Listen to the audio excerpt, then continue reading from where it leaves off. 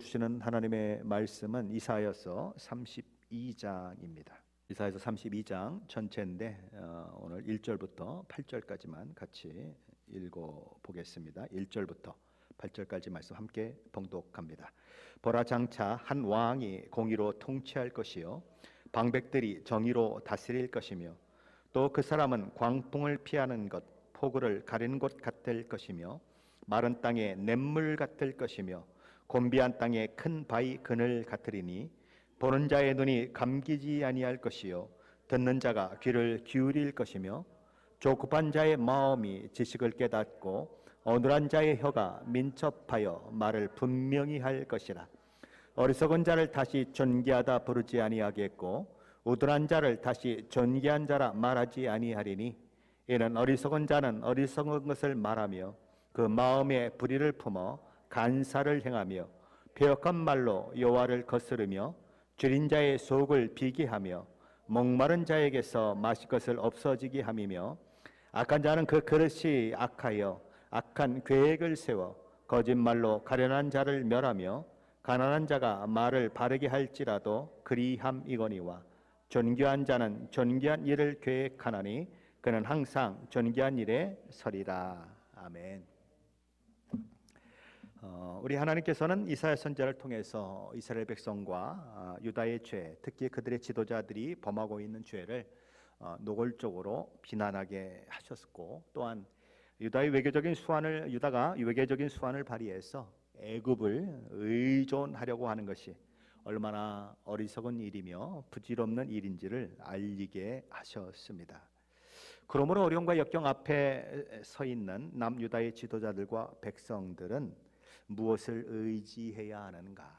그들의 의지의 대상처럼 보이고 그들의 유일한 도움처럼 보이고 그것을 통해 자신들의 소원이 이루어질 것 같은 느낌이 드는 애굽을 바라보지 말고 이 땅에 새로운 하나님 나라를 건설하시고 공의와 정의로 통치하시며 진정으로 자기 백성을 사랑하시는 새 왕 메시아를 바라보라고 촉구하고 계신 말씀이 오늘 저와 여러분이 살펴보게 되는 32장의 그 말씀의 내용인 것입니다. 이사야서 32장은 두 부분으로 나누어집니다. 저와 여러분이 읽었던 1절과 8절이 첫 번째 부분이고 9절부터 20절까지가 두 번째 부분이죠. 먼저 첫 번째 부분이 이사야서 32장 1절 말씀은 이렇게 시작을 합니다. 보라, 장차 한 왕이 공의로 통치할 것이요 방백들이 정의로 다스릴 것이며.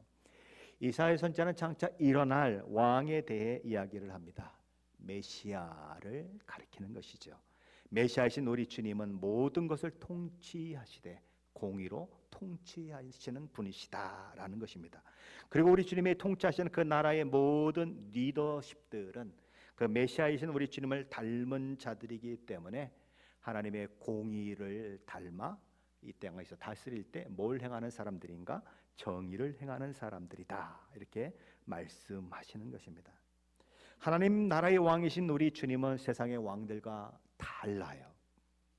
어떻게 다릅니까? 세상의 왕들은 백성을 생각하는 것 같지만 사실은 자기 권력을 유지하는 데 관심이 있습니다.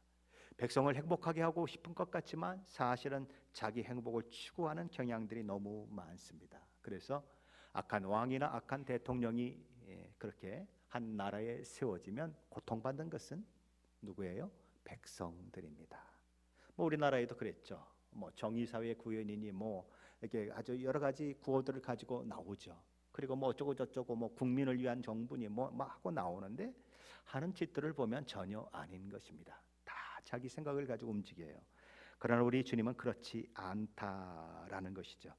자기 권력이 아니라 그분이 다스리는 백성에게 관심이 있는 분이 누구신가? 우리 주님이십니다. 그래서 백성들의 삶이 아름다워지고 행복해지고 만족스러워지는 것에 우리 주님은 관심을 두신다라는 것이죠.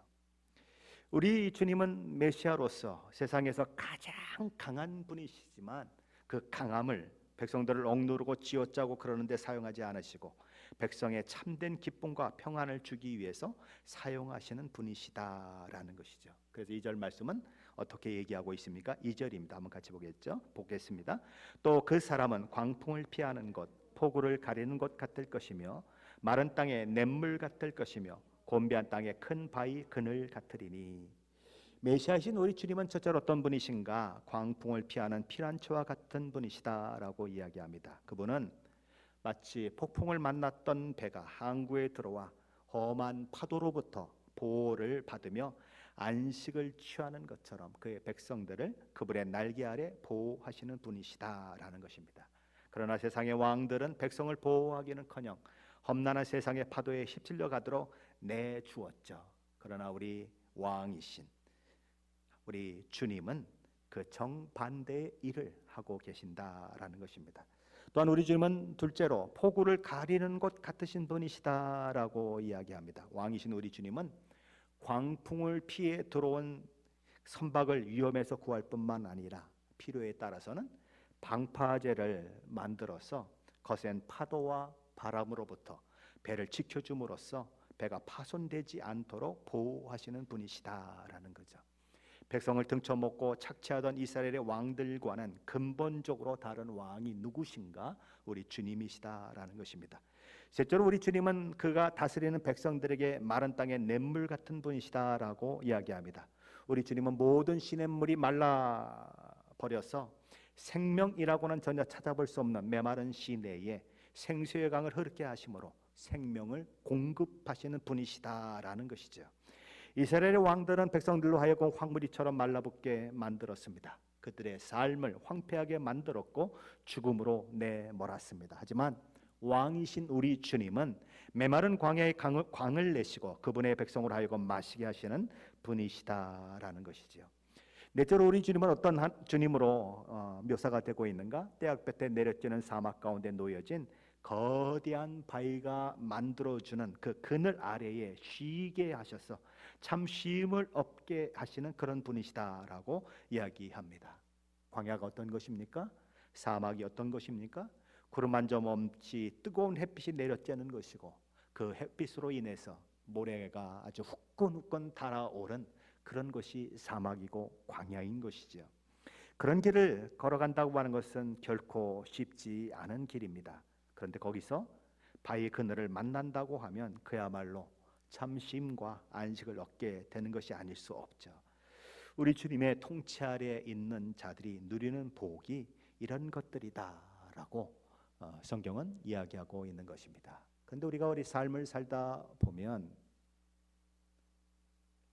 하나님은 이런 하나님이시라고 성경은 얘기하고 있고 우리 주님이 우리에게 피난처가 되시고 우리가 피할 바위가 되신다고 이야기하고 있는데 우리는 종종 고난 가운데 떨어지는 경우를 만나게 될 때가 있다라는 것입니다.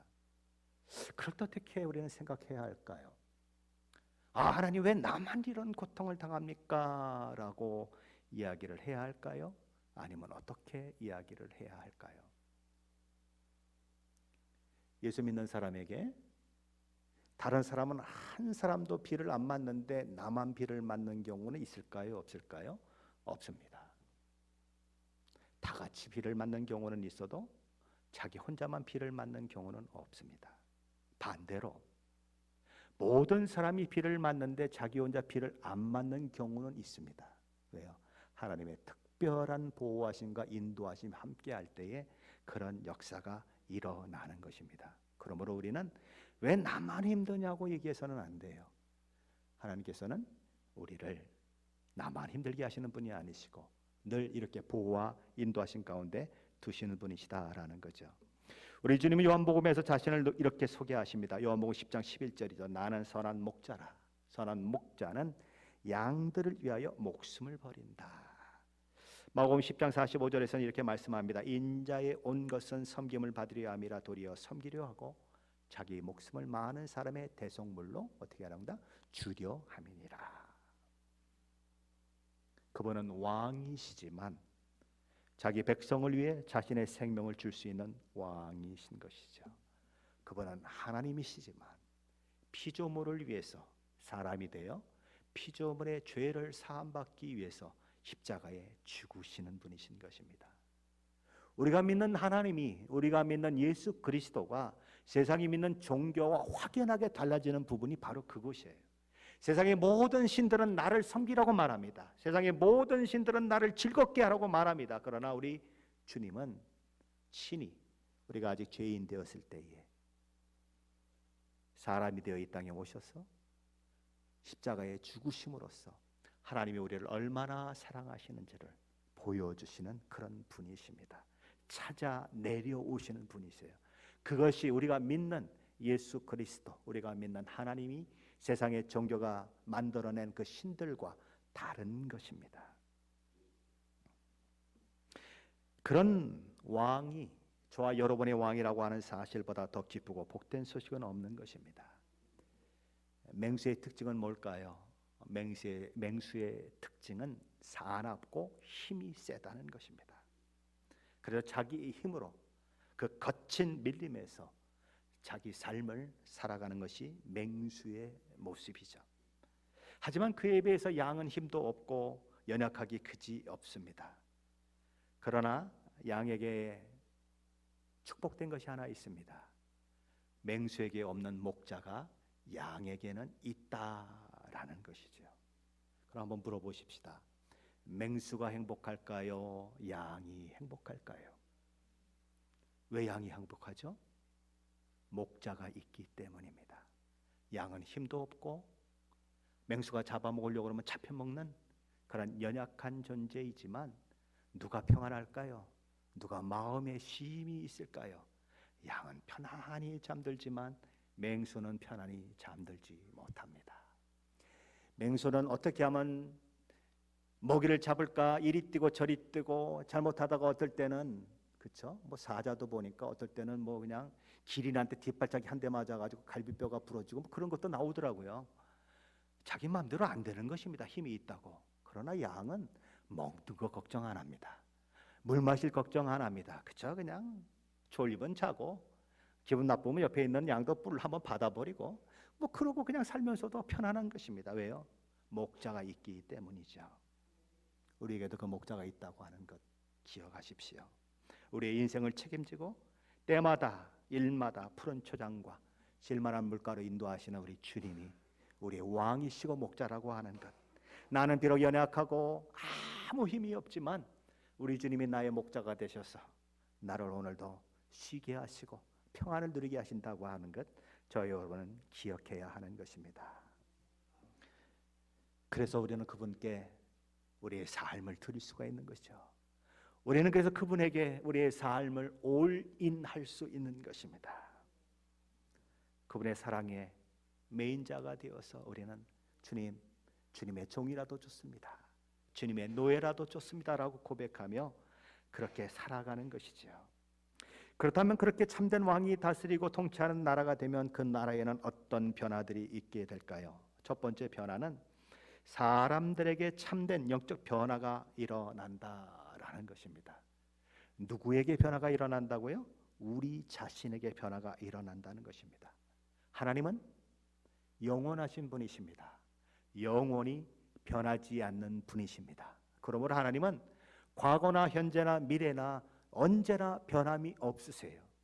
우리는 뭐 하나님이 변덕스러운 것처럼 느껴지고 그럴지라도 하나님은 변함이 없으세요. 그럼 누가 변한다는 얘기입니까? 우리가 변한다는 것입니다. 변화는 우리에게 일어나요. 하나님께서 이사야 선지자를 통해서 하나님을 거부하고 반역하고 순종하기를 거부하는 이스라엘 백성들의 눈을 감기게 하시고 귀를 막히게 하시고 깨닫지 못하는 마음이 되도록 하셨습니다. 그러나 이제는 그와 정반대되는 일들이 일어난다라고 선언하고 있는 것입니다. 오늘 보면 3절과 4절에서는 이전에 진리를 볼 수 없었던 눈이, 듣지 못했던 귀가, 이해하지 못했던 마음이, 그리고 전하지 못했던 혀가 열릴 것이다 라고 선언되고 있습니다. 우리 3절과 4절인데 다시 한번 함께 읽어봅니다. 3절과 4절입니다.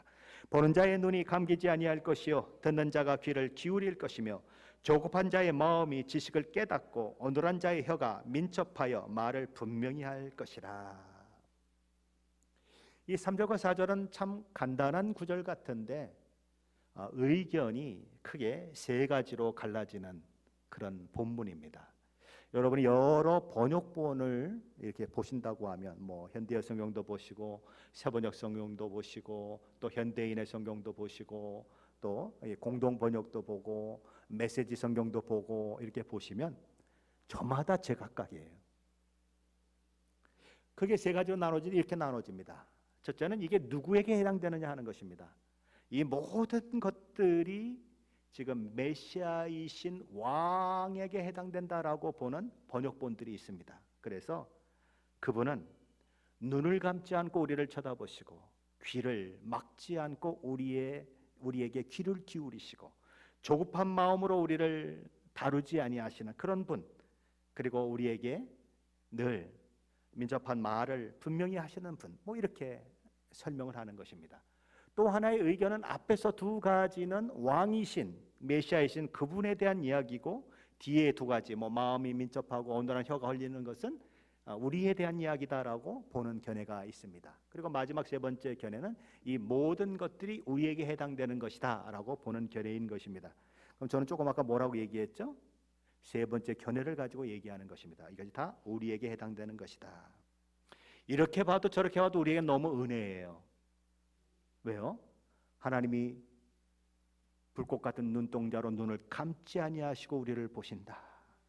하나님이 귀를 막지 아니하시고 우리의 작은 신음소리에도 응답하시는 분이시다. 하나님이 조급하지 아니하시고 기다리시는 분이시다. 이 모든 것 하나님에게, 예수 그리스도께 적용을 해도 우리에게는 너무 은혜인 거예요. 그렇죠?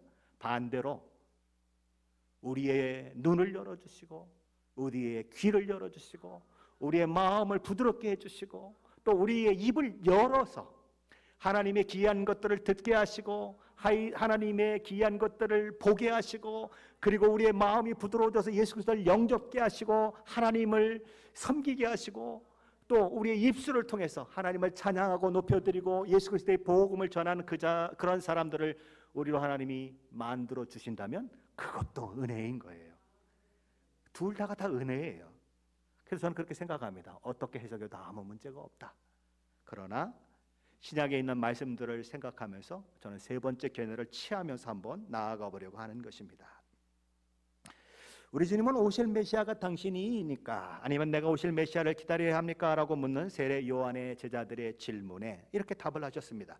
맹인이 보며 못 걷는 자가 걸으며 나병한 자가 깨끗함을 받으며 못 듣는 자가 들으며 죽은 자가 살아나며 가난한 자에게 복음이 전파된다 하라. 구약에 예언된 말씀이 그대로 나를 통하여 이루어지는 것을 본다면 너는 내가 누구인 줄 알 것이다. 주님은 내가 메시아다라고 얘기하지 않으세요. 내가 그리스도라고 얘기하지 않으세요. 그러나 구약 성경 기록된 모든 말씀을 종합해서 내가 하는 일을 내가 바라볼 수만 있다면 내가 메시아인 것을, 내가 그리스도인 것을 내가 인정하지 않을 수 없다. 그렇게 선언하는 것입니다. 그럼 우리가 누구라는 것입니까? 우리가 어떤 자라는 것입니까? 영의 눈이 열린 자들이고 영의 귀가 열린 자들이고 굳은 마음이 변하여 부드러운 마음이 된 자들이고 입이 열려서 우리를 구원하시고 사랑하신 우리 주님을 주로 고백하며 찬양하게 된 자들이다라는 것이죠. 주님 나라가 우리 가운데 임하게 되면 일어나는, 우리 안에서 일어나는 엄청난 변화인 것입니다. 그런 변화가 우리 가운데 일어나면 들리지 않았던 하나님의 말씀이 들리는 것이죠. 볼 수 없었던 하나님의 일하심을 보게 되는 것입니다. 이런 변화가 일어나면 갑자기 하나님의 말씀을 자꾸만 더 읽고 싶고 보고 싶어지고 듣고 싶어지고 하나님의 말씀에 순종하고 싶은 마음이 일어나는 것이지요. 그리고 그 하나님을 막 자랑하고 싶어서 만나는 사람마다 하나님이 내게 행하신 일들을 말하지 않고는 견딜 수 없는 것이 뭘로 나타납니까? 복음을 전하는 것으로 나타나는 거예요. 전도해라, 뭐 복음을 전해라 그러면 아이고 뭐 그걸 어떻게 해요, 어떻게 해요 하지만 정말 하나님을 경험하면, 정말 예수 그리스도를 만나면, 그분이 나의 삶 가운데서 역사하는 그 사건들을 하나하나 경험하면 안 할 수가 없어요. 어디 가서 100불짜리 50불 디스카운트 해가지고 50불에 판다 그래도 그냥 전화를 하는 게 우리 속성이에요. 그런데 주님을 정말 만나고 경험하면 어찌 그분을 자랑하지 않을 수 있겠는가, 그것이죠. 참된 왕이 다스리고 통치하는 나라가 되면 그날에는 또 어떤 변화들이 일어날까요? 두 번째 변화는 각자가 자신의 성품에 따라 마땅히 높임을 받아야 할 만큼 높임을 받는 진정한 정의와 공의가 실현되는 사회로 변화된다라는 것이죠. 그 얘기는 뭡니까? 우리가 사는 이 시대는 그 사람 자신의 가진 특성이나 역량이나 그런 것들에 의해서 공정하게 대접을 받지 못하는 사회라는 거죠. 특별히 권력을 쥔 사람들, 힘이 있는 사람들, 돈이 많은 사람들, 그가 가진 성품과 상관없이 위대한 사람으로 칭송되는 경우가 얼마나 많은지 모릅니다. 왜요? 사람들은 권력 앞에, 힘 앞에, 돈의 위력 앞에 쉽게 굴복되기 때문이죠. 그 사람이 어떤 사람인가는 중요하지 않아요. 그 사람이 얼마나 많은 돈을 벌였고 누렸나, 그게 중요해요. 그래서 나도 부자 될 수 있다라고 하는 그런 동영상들이 수도 없이 나타나고 있는 것이죠. 그러나 참 왕이시여 진리의 왕이시여 백성을 자기 자신과 같이 사랑하시는 메시아가 다스리는 세상이 되면 그런 불공평한 일들은 다 사라질 것이다. 그리고 그 하나님의 나라가 우리 가슴 속에 이루어진 사람들은 더 이상 어리석은 자를 가리켜서 우둔한 자를 가리켜서 존귀한 자라 부르는 일도 하지 않게 될 것이다. 왜요? 예수 믿고 새 사람 되어서 가치관이 변하고 세상을 보는 눈이 달라졌어요. 분별할 수 있는 그런 분별력이 우리에게 생겨졌어요. 이전에 그렇게 줬던 것이 이제는 부끄러운 고백이 되어버려요. 이전에 그렇게 금은보화처럼 여겼던 것들이 이제는 배설물처럼 여겨져요. 이전에 바라보는 것처럼 이제는 바라볼 수가 없는 거예요. 바른 시각과 바른 관점으로 세상을 볼 수 있는 분별력이 생겼기 때문에, 그래서 그들은 더 이상 성공했다는 한 가지 이유 때문에, 돈을 많이 벌었다는 그 한 가지 이유 때문에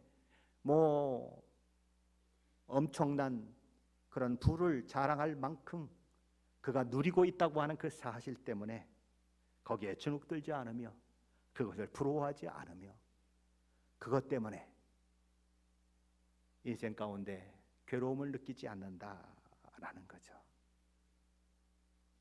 그 모든 것들이 허상이라고 하는 것을, 아무것도 아니라고 하는 것을 비로소 깨달았기 때문에 탈 것들, 없어질 것들에 주목하지 않고 영원한 것, 영원히 남는 것에 주목하게 되는 것이죠. 이런 사람이 있는 반면의 세상에는 언제나 어리석은 사람이 있는 법이고 악한 사람이 있는 법이고, 그리고 그것을 다 넘어서서 주님이 주시는 생명을 가지고 존귀한 삶을 살아가는 사람이 있는 것입니다. 그래서 오늘 성경은 그 세 사람에 대해서 얘기해요. 먼저 얘기하는 사람은 어리석은 사람입니다. 6절 말씀입니다. 한번 같이 봅니다. 이 어리석은 자는 어리석은 것을 말하며 그 마음에 불의를 품어 간사를 하며 패역한 말로 여호와를 거스리며 줄인 자의 심령을 비게 하며 목마른 자에게서 마실 것을 없어지게 함이며. 어리석은 자가 누구입니까? 어리석은 자는 의식적으로 생명에 이르는 길인 하나님의 길을 거부하고 멸망의 길을 선택하는 사람들입니다. 어리석은 자는 하나님이 없다고 생각하는 사람입니다. 그를 통칭하는 말이 어떻게 표현됩니까? 어리석음, 불의, 간사, 패역, 줄인 자의 심령을 비게 만드는 사람, 목마른 자에게 마실 것을 빼앗아서 없어지게 하는 사람, 그렇죠? 이런 사람이 어리석은 사람이다라고 얘기합니다. 현대 성경은 6절 말씀을 이렇게 번역을 했습니다. 머릿속이 빈 바보의 입에서는 쓸데없는 소리만 나오고 바보의 마음속에서는 남을 해치는 생각밖에 나오지 않는 법이다. 그가 사람들에게 하는 일은 수치스러운 짓뿐이고 그가 하나님에게 하는 말은 모독하는 말뿐이다. 그는 굶주린 사람을 더욱 굶주리게 하고 목마른 사람에게서 물그릇을 치워 놓는다. 이런 사람들이 어리석은 사람들이다 라고 얘기하는 것입니다. 세상 사람들은 가장 작은 노력을 해서 가장 많은 이득을 얻는 사람이 최고 유능한 사람입니다. 그러나 그리스도인들은 그렇게 살 수 없습니다. 그것처럼 험한 것이 없고 그것처럼 도둑질이 없다고 생각하기 때문에 그렇습니다. 그럼 악한 사람은 어떤 사람일까요? 우리 7절 말씀인데 한번 같이 보겠습니다. 7절입니다. 악한 자는 그 그릇이 악하여 악한 계획을 세워 거짓말로 가련한 자를 멸하며 가난한 자의 말을 바르게 할지라도 그리함이거니와. 악한 자는 그 그릇이 악하다라고 얘기합니다. 우리는 어떤 사람을 볼 때에 그 사람은 그릇이 그것밖에 안 돼라는 말을 하죠. 그 사람의 인격이, 그 사람의 사람됨이 그 정도 수준밖에 안 되기 때문에 그런 말, 그런 행동이 나온다라는 것입니다. 그 악한 자의 악은 무엇 때문인가? 결국 그의 인격, 그의 됨됨이가 악하기 때문에 악한 행동이 나온다라는 것이죠. 우리 주님은 누가복음 6장 45절에서 선한 사람은 마음에 쌓인 선에서 선을 내고 악한 자는 그 쌓은 악에서 악을 내나니 이는 마음에 가득한 것을 입으로 말함이니라 라고 말씀하셨습니다. 하나님께서 홍수로 세상을 심판하신 이유에 대해서 창세기 6장 5절은 이렇게 말씀합니다. 여호와께서 사람의 죄악이 세상에 가득함과 그의 마음으로 생각하는 모든 계획이 항상 악할 뿐임을 보시고, 여기 보면 악한 사람의 계획이 뭐라고요? 항상 악하다. 오늘 딱 그 말을 하죠. 악한 자는 그 그릇이 악하여 악한 계획을 세운다. 이 똑같이 같이 맞아떨어지는 것을 보게 되는 것입니다. 악한 사람은 악한 계획을 세우고 악한 계획을 세운 결과로 어떤 일들이 일어나는가? 가련한 자들이 그들의 거짓말로 망하게 되는 일들이 일어나고, 바른 말을 하는 가난한 자가 바른 말을 했는데도 불구하고 사망에 이르는 그런 일들이 일어나게 된다라는 것이죠. 하지만 이런 어리석은 자와 악한 자가 있는 반면에 존귀한 자가 있다. 그 존귀한 자는 그 계획부터 존귀한 계획을 세우는 사람이고, 존귀한 사람은 항상 존귀한 일에 앞장서는 사람이다. 8절에 이렇게 얘기합니다. 존귀한 자는 존귀한 일을 계획하나니 그는 항상 존귀한 일에 서리라. 그들이 누구라고요? 바로 저와 여러분인 것입니다. 저와 여러분이 얼마나 존귀한 사람인지, 얼마나 대단한 사람인지 이걸 저와 여러분이 경험하시고 또 그것을 드러내야 해요. 우리는 유교 문화 가운데 자랐습니다. 그렇죠? 유교 문화의 양반은 어떻죠? 양반은 굶어 죽어도 양반이에요. 그래서 어떻게 했죠? 자기 집에 양식이 없는데 그냥 물 갖다 집어넣고 불을 떼서 양식을 짓는 것처럼 하고, 그리고 밖에 나갈 때 어떻게 했습니까? 에헴 그러면서 배가 부른 척하고 다녔어요. 뭐 때문에? 자기가 양반이라고 하는 것 때문에. 아니, 세상에 그 양반이라고 하는 것 때문에도 굶어가면서 지금 며칠을 못 먹어가지고 허기진 배를 움켜쥐면서도 에헴 하고 다녔는데, 저와 여러분이 예수님 짤인데, 뭐 짤이라고요? 예수님 짤이. 100원짜리, 10원짜리, 1000원짜리, 저와 여러분은 예수님 짤이에요. 예수님의 생명으로 맞바꾼 사람들이라고요. 그런 존귀한 자인데 그 존귀함을 잊어버리고 어리석은 사람처럼, 악한 사람처럼 살면 안 되죠. 당연히 안 되는 것이죠. 그러니 존귀한 사람들은 어떤 삶을 살게 되는가? 이 사람들의 특징은 관용하는 마음을 가지고 산다라는 것입니다. 관대한 마음, 넓은 마음을 가지고 산다라는 것이죠. 왜냐하면 가장 지혜로우신 하나님이 나의 쓸 것을 공급한다고 하는 믿음을 가지고 있기 때문에 관대해지는 거예요. 내 것을 나눌 수 있는 거예요. 만약에 여러분의 집에 샘물이 있는데 한번 퍼주면 샘물이 더 이상 불어나지 않는다면 여러분이 그 샘물을 다른 사람에게 퍼줄 수 있겠습니까? 못 퍼줘요. 근데 퍼줘도 다시 솟아나고 퍼줘도 다시 솟아나면 어떻게 하죠? 마음껏 퍼주는 거죠. 그냥 기분 내고 퍼줘요. 그게 예수 믿는 사람이에요. 하나님이 나의 공급자시고 하나님이 나의 생명을 책임지시고 나의 인생을 하나님이 붙들고 계시다고 하는 것을 아는 자만 어려운 가운데서도 나눌 수 있고, 나를 욕하는 사람 앞에서도 관대할 수 있는 거예요.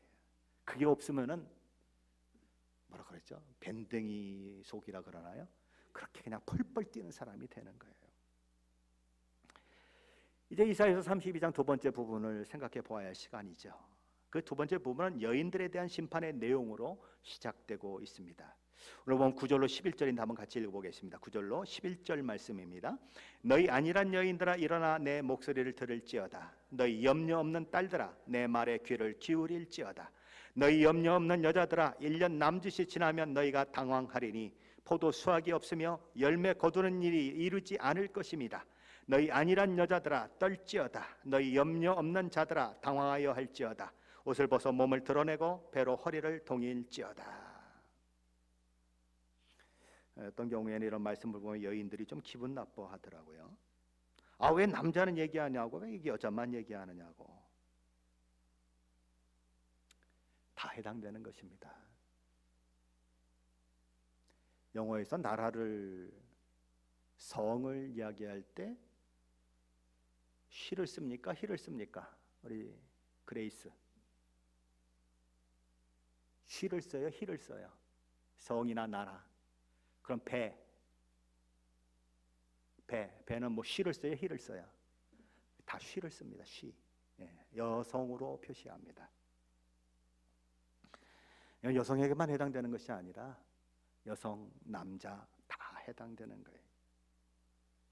특별히 고대 시대에는 여인들이 농사를 짓는 일에 아주 굉장히 많은 노력을 했기 때문에, 그래서 잠언 31장에 보면 이 팔뚝이 굵은 여인이 나오잖아요. 막 맷돌을 돌리고, 그죠? 아주 복된 여인으로 나오잖아요. 아마 요즘 그 여인을 갖다 놓으면 남자들이 아무도 눈길 안 줄 거려. 팔뚝이 이만하고 막 우락부락하고 막 농사일 잘하고, 그죠? 얼굴은 새까맣게 탔고, 그죠? 그런 모습입니다. 아주 복된 사람으로 나오잖아요. 그래서 이런 얘기를 하는 것입니다. 이 여인들의 문제가 뭔가? 이 사람들의 문제가 뭔가? 1년 농사를 추수하면서 즐거움에 가득 차 흥겨워하는 여인들의 모습인데, 그들이 문제가 무엇인가? 앞으로 무슨 일이 일어날는지 전혀 생각하지 않고 그저 눈에 보이는 인생에 자기 마음을 다 빼앗겨버리고 안일하게 염려 없이 그렇게 살아가는 그런 여인들의 모습이다라는 데 문제가 있는 것이죠. 한마디로 이 여인들은 자아 도취에 빠진 그런 모습으로 삶을 살고 있는 사람들이다라는 것입니다. 하나님께서는 그런 그들을 향해 일어나서 하나님의 목소리를 들으라고, 하나님의 말씀에 귀를 기울이라고 말씀합니다. 왜냐하면 안일하게 있을 때가 아니다. 염려 없이 지낼 때가 아니다.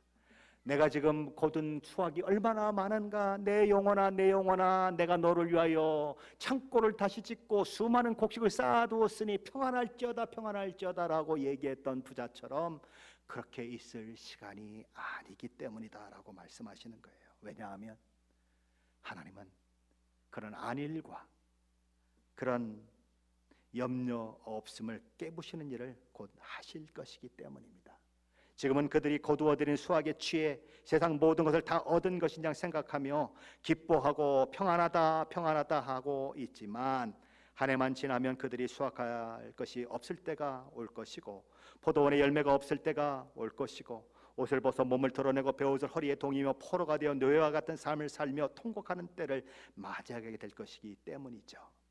그때가 되면 희락의 성읍이, 또 희락의 모든 집이 가시와 찔레가 나는 그런 장소가 될 것이고, 왕이 거했던 궁전은 폐함바되고 인구가 넘쳐났던 성읍은 사람이 없어서 적막한 곳이 되고, 적들을 방어하기 위해서 쌓아 올렸던 오벨과 망대는 짐승들이 굴을 파고 지내는 구렬이 될 것이다 라고 그렇게 이야기하는 것입니다. 그래서 그곳에 풀들이 잔뜩 나서 들나귀와 양떼들이 먹는 초장이 될 것이다.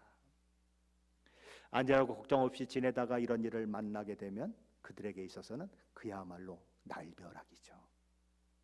그 충격은 아마 어마어마하게 클 것입니다.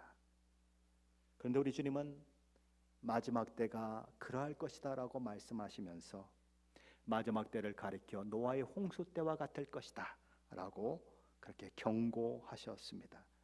홍수전에 노아가 방주에 들어가던 날까지 세상 사람들이 한 일은 무엇일까요? 마태복음 24장 38절 하반절은 이렇게 말씀합니다. 사람들이 먹고 마시고 장가들고 시집가고 있으면서 먹고 마시고 장가들고 시집가고 우리가 제일 즐거워하는 것들이에요. 그렇죠? 우리는 먹으려고 30분 운전하는 것 아무것도 아닌 것처럼 갑니다. 그렇죠? 한국을 보니까 뭐 2시간, 3시간도 맛있는 거 찾아서 갑니다. 그렇죠?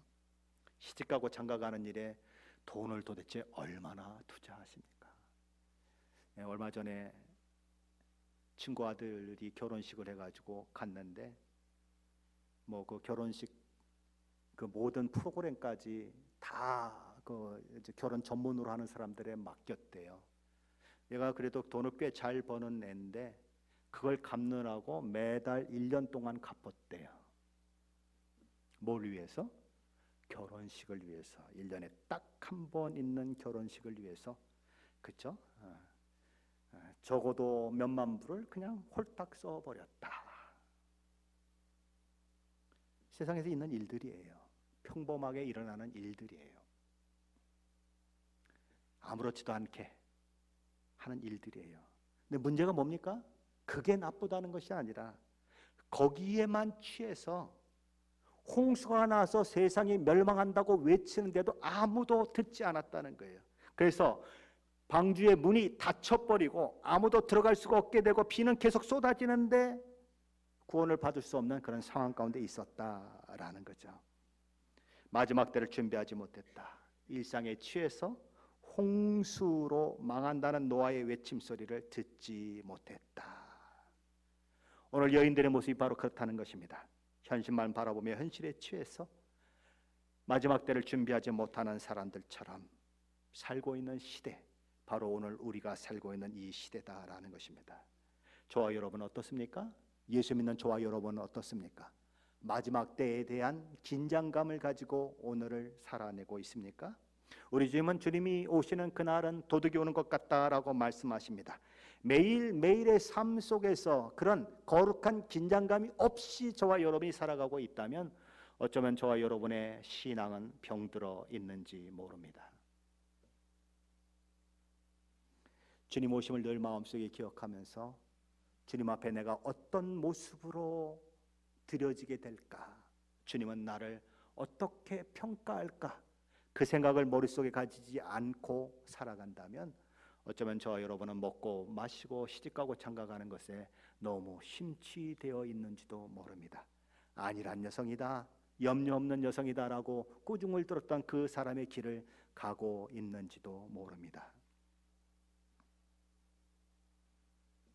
안일한 여인, 염려 없는 여인으로 묘사된 남유다는 아수르의 침공을 맞게 될 것입니다. 그리고 아주 수많은 고난을 당하게 되죠. 그러나 간신히 하나님의 은혜로 그것을 뛰어넘게 될 것이죠.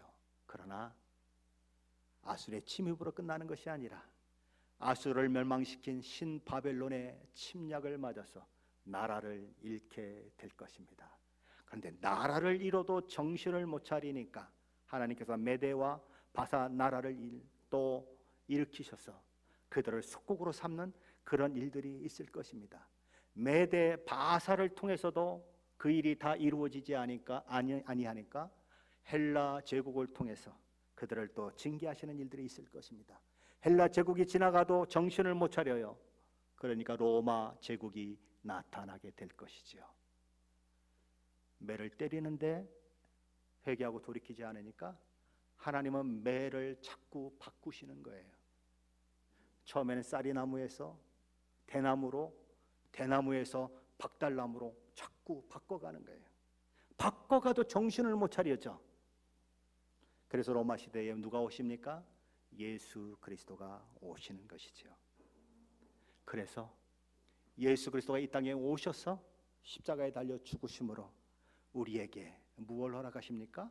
성령을 허락하셔서 성령의 은혜로 우리의 마음이 부드러워지고 예수 그리스도를 영접하게 해서 하나님의 나라가 우리 가슴 속에 이루어지는 그 일들을 하게 하는 거죠. 자, 그것이 어디에 나타나고 있냐면 15절입니다. 한번 같이 읽어봅니다. 15절입니다.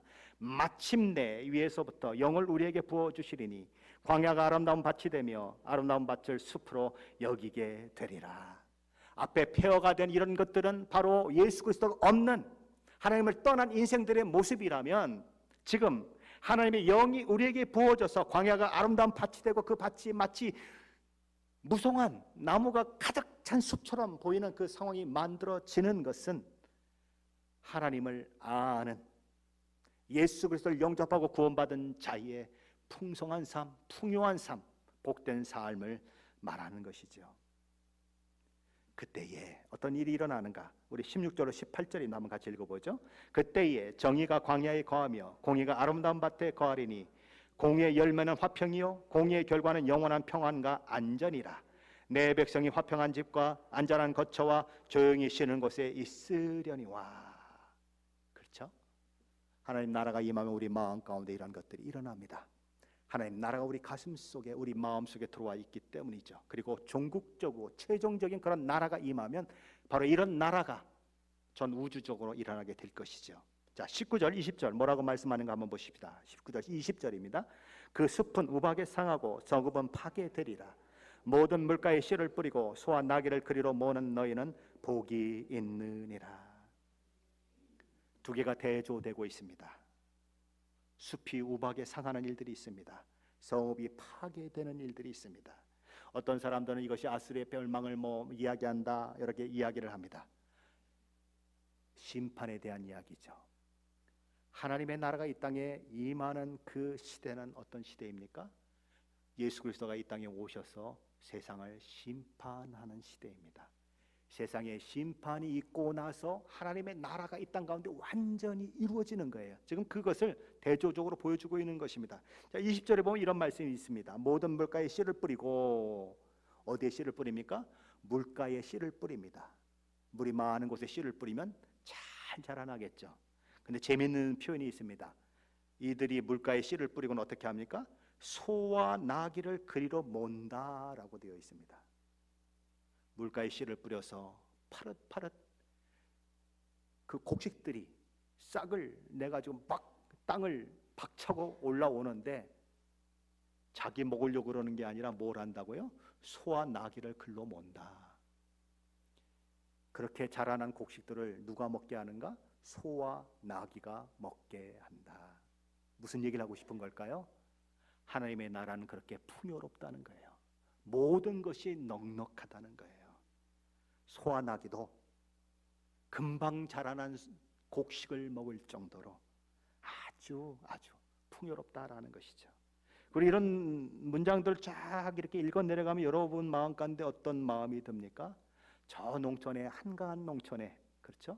아주 평화로운 환경이 생각나지 않습니까?